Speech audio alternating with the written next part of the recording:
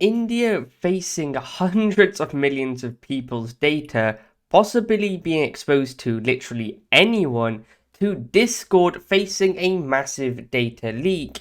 Yeah, there's a lot to cover in this week's breach report. Everyone, welcome back to the channel.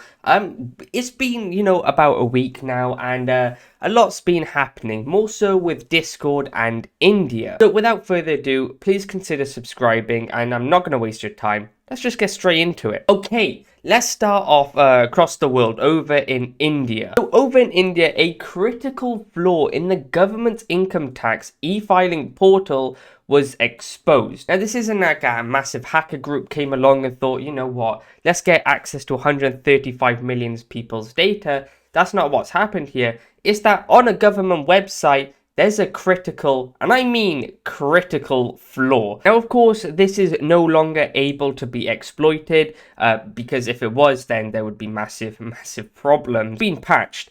And what the problem with this is that this is an extremely low-hanging bug.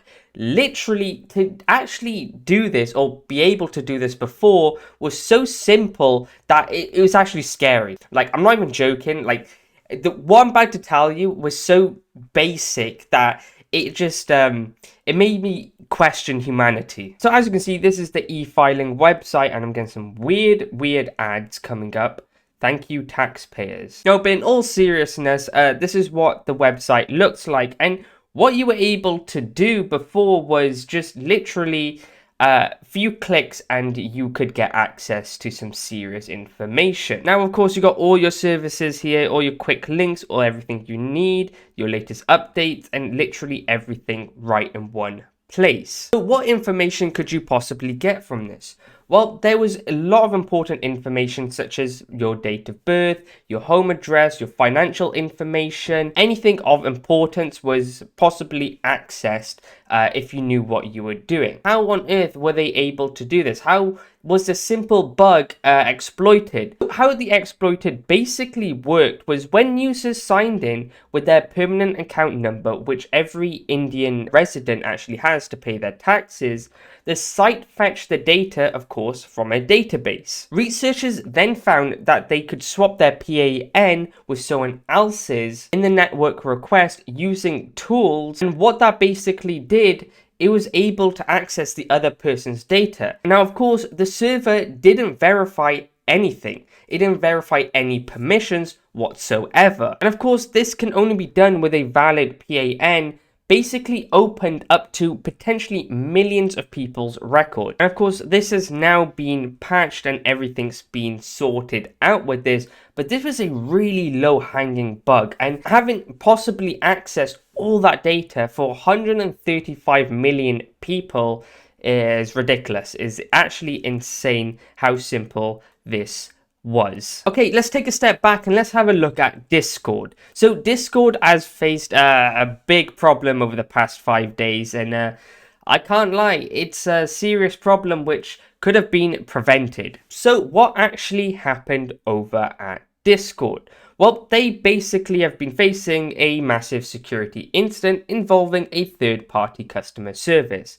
So it's not directly with Discord, it's a external provider. What actually happened? Well, an unauthorized party targeted their third-party customer support services to access user data with a view to extort a financial ransom from Discord themselves. Now, the data involved is pretty simple. It's not anything of importance, I would say, other than name, Discord name, emails, billing information, IP address, messages, limited corporate data. Yeah, nothing of importance, I guess. Now, this itself isn't a Discord problem because it's not really with them. Like you see with a lot of these hacks that have been happening, the main company themselves are actually pretty tight.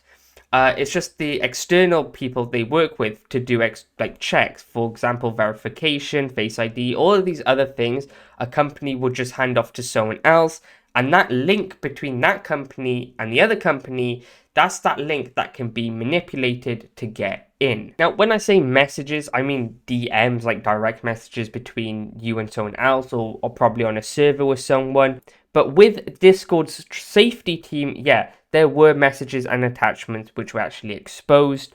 Anything with that support system that they have, yeah, that faced big problems. Now they have hired like a forensic team to go in and actually look at this and basically find out what the hell actually happened. They've cut off ties currently with that provider. There's a lot of going on at Discord at the moment, but luckily it doesn't seem to be a big hack, which a lot of people are claiming it to be. And that's it for this week's breach report. If you did enjoy this video, please consider subscribing. A lot of work goes into these, and yeah, I'll hopefully see you in the next one. Let me know what you guys think down in the comments below, because I do read them, because I can read, guys. I'll hopefully see you in the next one. Goodbye.